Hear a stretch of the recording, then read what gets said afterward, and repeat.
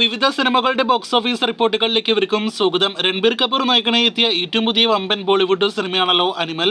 ചിത്രത്തിന്റെ 16 ദിവസത്തെ world wide official collection report പുറത്തു വന്നിരിക്കുകയാണ്. 817 കോടി 36 ലക്ഷമാണ് ഇതുവരെ സിനിമ ലോകമെമ്പാട് നിന്നും ഗ്രോസ് കളക്ഷനായിട്ട് നേടിയെടുത്തിരിക്കുന്നത്. ഇന്നലെ ശനിയാഴ്ച മാത്രം 20 കോടി വേൾഡ് വൈഡ് കളക്ഷൻ നേടിയെടുത്ത സിനിമ ഇന്ന് ഞായറാഴ്ച ദിവസം വീണ്ടും മികച്ച കളക്ഷൻ നേടിയെടുക്കുമെന്നും കൂടാതെ ഇന്നത്തോടെ സിനിമ 840-850 കോടി റേഞ്ചിൽ വേൾഡ് വൈഡ് കളക്ഷൻ നേടിയെടുക്കുമെന്നാണ് നാം പ്രതീക്ഷിക്കുന്നത്. അതിനുശേഷം 900 കോടിയിലേക്ക് സിനിമയുടെ ഫൈനൽ കളക്ഷൻ എത്തുമോ എന്ന് കൂടി നാം ഉറ്റുനോക്കുന്നു. കാത്തിരിക്കൂ റിപ്പോർട്ടുകൾ കേട്ട്. ആന്റണി ഈ ഡിസംബർ മാസം തിയേറ്ററുകളിലേക്ക് എത്തിയ മലയാളം സിനിമകളിൽ വേൾഡ് വൈഡ് കളക്ഷൻ 10 കോടിക്ക് മുകളിലേക്ക് എത്തപ്പെട്ട ഒരു മലയാളം സിനിമയാണല്ലോ. ജോജി ജോർജ് നായകനെത്തിയ ജോഷി സംവിധാനം ചെയ്ത കല്യാണി പ്രിയദർശൻ നായകവേഷത്തിലെത്തിയ സിനിമ കൂടിയാണ് ആന്റണി. ചിത്രത്തിന്റെ കേരള കളക്ഷൻ 8 കോടിക്ക് മുകളിലേക്ക് എത്തപ്പെട്ടിരിക്കുകയാണ്. കൃത്യമായ വേൾഡ് വൈഡ് കളക്ഷൻ റിപ്പോർട്ട് പുറത്തു വന്നിട്ടില്ല എങ്കിൽ പോലും നേരത്തെ 10 കോടി കടന്ന സിനിമ 11 കോടിക്ക് മുകളിലേക്ക് വേൾഡ് വൈഡ് കളക്ഷൻ എത്തിയിട്ടുണ്ടാകുമെന്ന് നാം പ്രതീക്ഷിക്കുന്നു.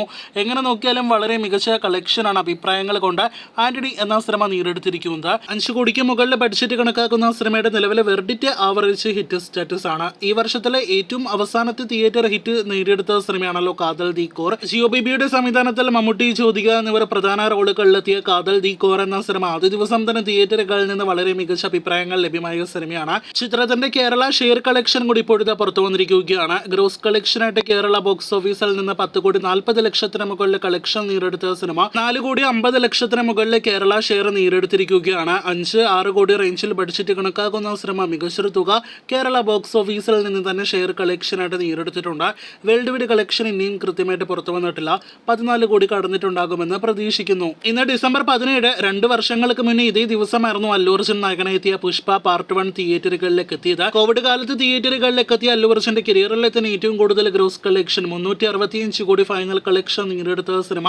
അല്ലു അർജുന്റെ കരിയറിലെ തന്നെ വലിയ വിജയം നേടിയെടുത്ത സിനിമ, നാഷണൽ അവാർഡ് നേടിയെടുത്ത സിനിമ, പാട്ടുകളെല്ലാം തന്നെ യൂട്യൂബിൽ ട്രെൻഡിങ് റെക്കോർഡെല്ലാം തന്നെ നേടിയെടുത്ത സിനിമ എന്നിങ്ങനെ പല നേട്ടങ്ങൾ കരസ്ഥമാക്കിയ സിനിമ കൂടിയാണ് പുഷ്പയുടെ ആദ്യ ഭാഗമായ പുഷ്പ ദി റൈസ് എന്ന സിനിമ. ഇനി നാം കാത്തിരിക്കുന്നത് പുഷ്പ ദി റോളിനായിട്ടാണ്.